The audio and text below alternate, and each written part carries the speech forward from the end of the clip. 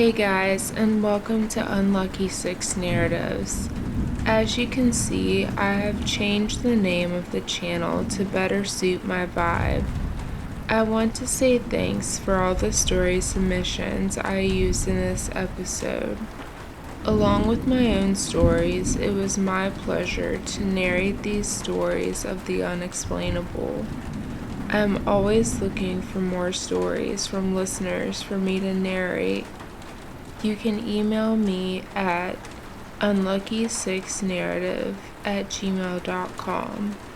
Make sure to like the video and subscribe to the channel if you enjoyed this and would like to show support.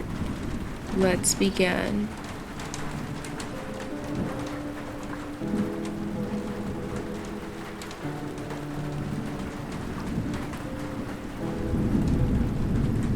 This was my strange experience while I was meditating.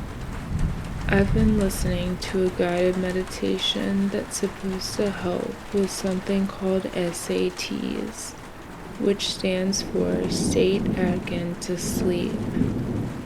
It's a technique Neville Goddard pioneered back in the day for manifestation. It was my third night doing this particular meditation. I got to the point where I was floating in a lake of warm love.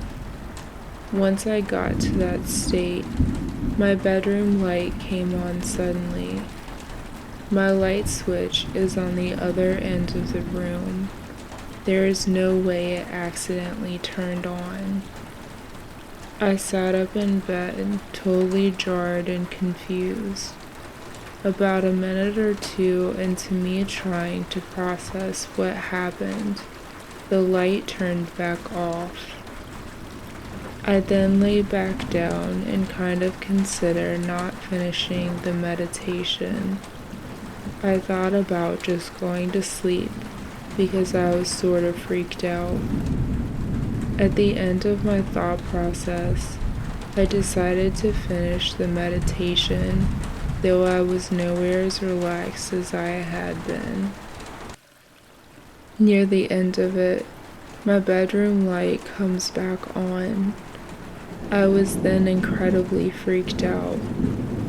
I got up and looked around my entire apartment to make sure everything was secure. Everything was quiet and normal. I thought that maybe the power had gone out, but no signs of that either. I turned to Google with no real answers as to what could have caused this. In the event that this was a spirit, I asked them to please not do that again because I was trying to sleep. It never happened during another meditation again. I should add that I didn't feel any negative energy or vibes during this experience. It just weirded me out.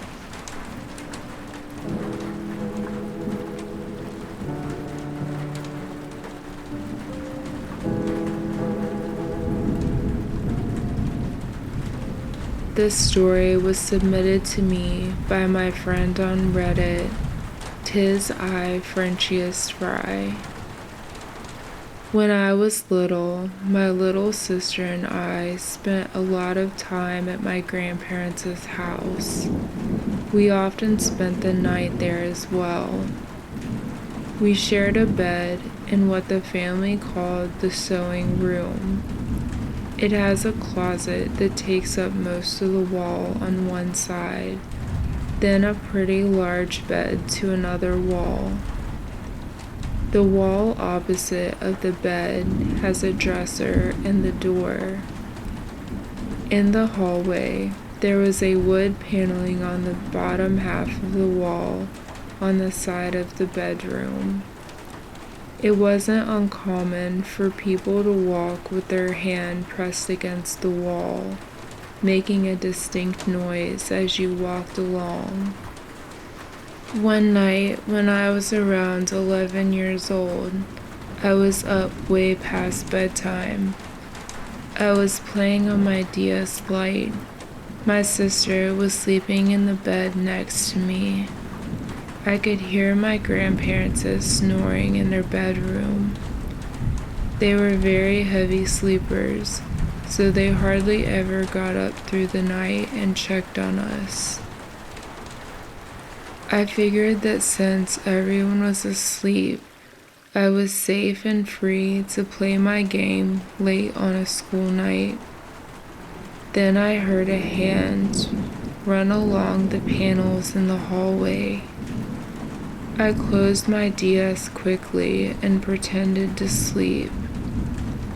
After a few minutes of pretending to sleep, I no longer heard another sound, so I decided to go back to playing my game. After a while, I heard what I thought sounded like someone calling my name from the hallway. I looked up, wondering who was calling me at this hour. I heard my name once again, then followed by a whisper, "I'm scared." I started to whimper to myself. Nothing else came from outside my room. I woke up my sister and we slept in my grandparents' bed that night. I told my mom the next day and she didn't believe me. My grandma did end up believing me though. She told me that the house was haunted by her younger brother, my Uncle Johnny. He died when he was 10 after being hit by a drunk driver in 1974. However, he still to this day has haunted his parents' home. He has been known only to interact with children. He would play with their toys and talk to them. At least that was what they were told. She said, "You kids would talk about playing with a boy in there that would hide under the bed when we went to check on you. And we would hear you guys talking to someone, but no one was ever in there with you." To this day, though, I wonder what happened to Uncle Johnny that he told me he was scared. I hope that he is okay, wherever he is. The truth of the matter is that I met my Uncle Johnny long after he died, and he told me that he was scared.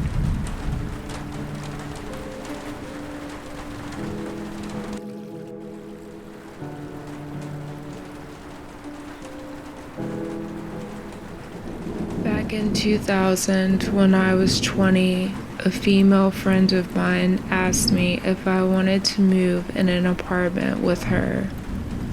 I didn't need a place to stay, but I decided as a friend that I would be there for her anyway, so I agreed.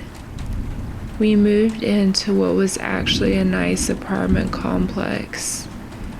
I soon realized, though, that in my childhood, my aunt's boyfriend had gotten shot and killed just down the road at a convenience store. I had never been told the details of it. I just knew that it had happened from listening to my mother's conversations as a child. I continued on with getting settled in despite this. It happened a long time ago. It had not affected me directly, and it was in the past, so I told myself. The apartment was nice and newer, so the thought of it being haunted had never crossed my mind. I didn't even experience anything until my roommate got homesick and had to move back with her parents for a while. I was alone there for about 3 months. It started with the lights coming on by themselves. I would go to bed, always turning the lights off, and always closing my bedroom door. I was very meticulous about doing this every single night. I'd go to bed and at some point would wake up to see light coming in under the door. I thought in the beginning that my roommate had finally come home, so I'd get out of bed excited to see her. I would quickly discover that I was still alone and the dining room or bathroom light would be on. Then the knocking started. Right after I would lay down at night, there would be 3 loud knocks on my bedroom door. Again, thinking my roommate came up, I would get up to greet her only to see that I was still alone. About a week before Christmas, my roommate and I went out gift shopping and came back to our apartment to wrap everything. When we were done, we were both standing at the door, checking to see if we had everything before leaving to go to our family's house.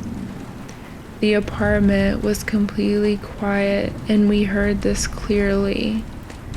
My acoustic guitar, which I had leaned up against the wall in my bedroom with my pick stuck between 2 strings, was plucked against each string.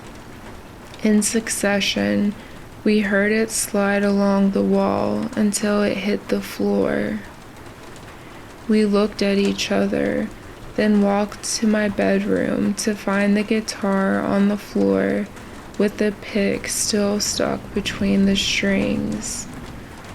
Those strings had been plucked, meaning the pick had to have been used.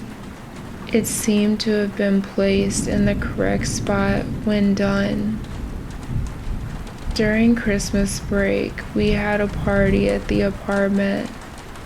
A few friends had come over and we were all hanging out in the common area when suddenly the TV turned itself off. It did that 1 or 2 other times while we lived there. For a Christmas present, my girlfriend had gotten me a guitar tablature book for Pink Floyd's The Wall. One night, I sat on the floor of my bedroom learning how to play a song in it. When I was done, I put the pick in the strings and set my guitar on the wall. Instead of closing the book as I normally did, I left it open and climbed into bed. As I was lying there, I heard the pages of the book flipping on their own. It was a rather thick book, and the song I had been learning from was somewhere in the middle. I figured the weight of the pages had made it change the pages on its own. When they stopped flipping, I got curious and got up to look. The pages had stopped on the song, Hey You. When I read the title, I got chills and quickly shut the book. I pleaded with the ghost to just leave me alone so that I could go to sleep. I laid there after I had calmed down and just staring at the ceiling. After that, I started calling the ghost Pink. Anytime something happened, I would just say, "Hey, Pink." One night, I had been out with a friend and got home around 2 a.m. When I opened my bedroom door and stepped in, I could feel an energy go through me.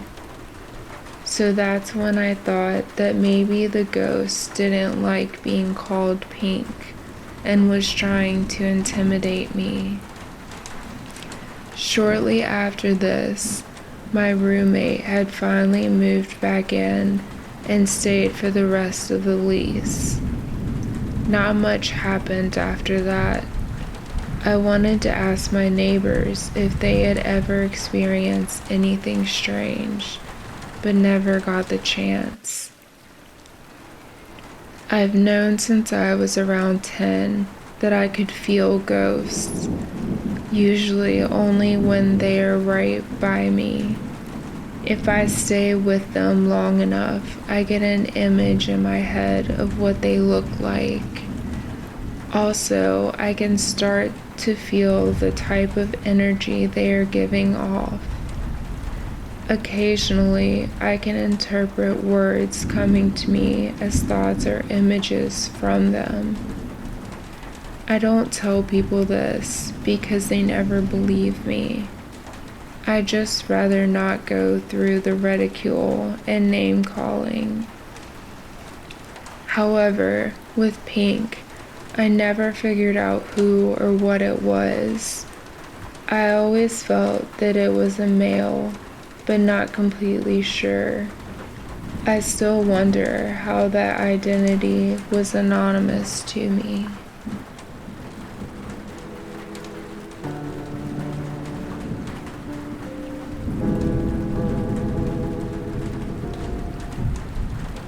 Am I being haunted? On my 6th birthday, I got a wooden dollhouse from my grandparents.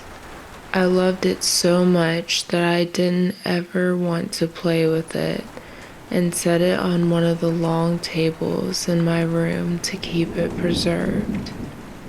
It seemed like not too long after I turned 6 that I remember strange things start to occur.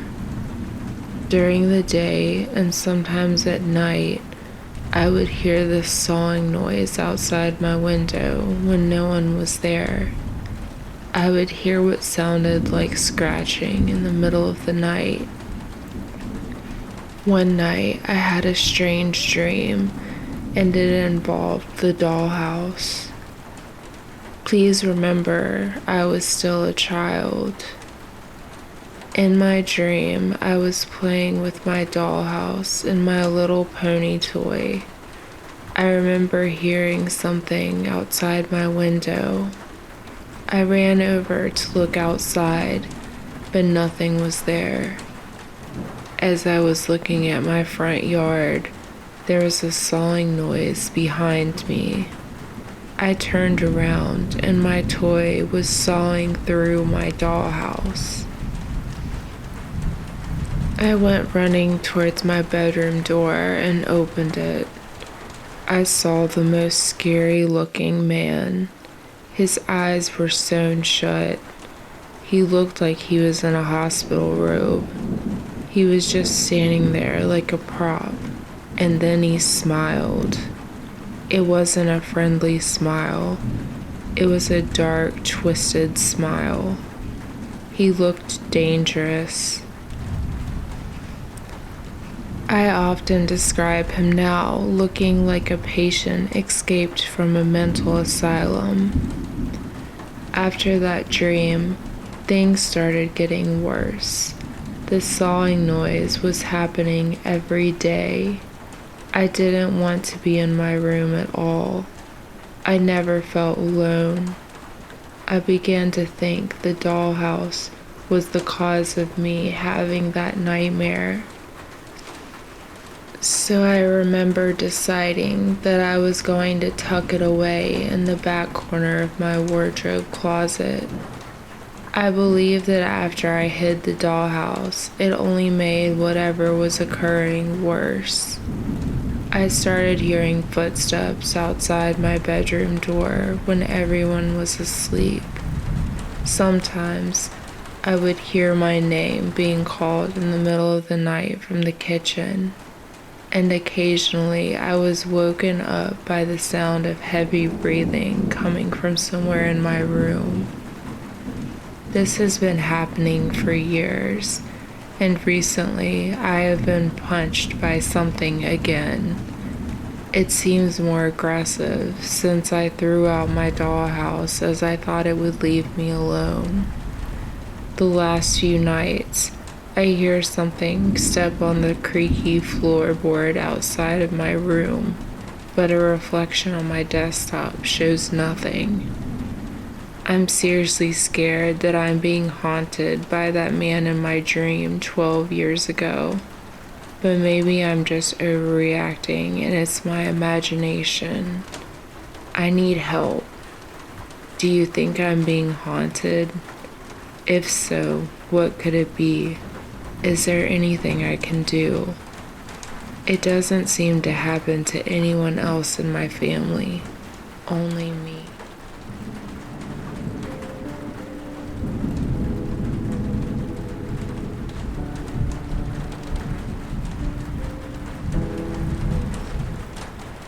I was in the bathroom and my sister was in front of the mirror in our room.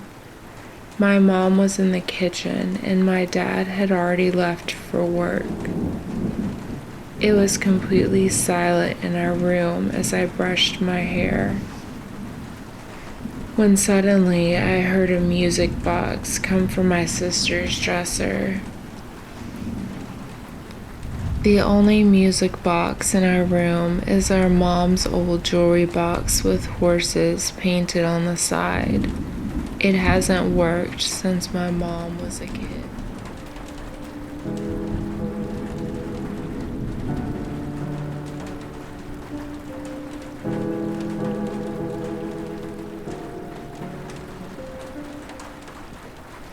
Two days ago, some friends and I were out skating pretty late at night. We were practicing some tricks when suddenly a man approached us. He asked us if we had been hypnotized before. My friend replied with a no. The man's face slowly started to smile. We were a bit shook, but then he suddenly said, "Would you like to try?"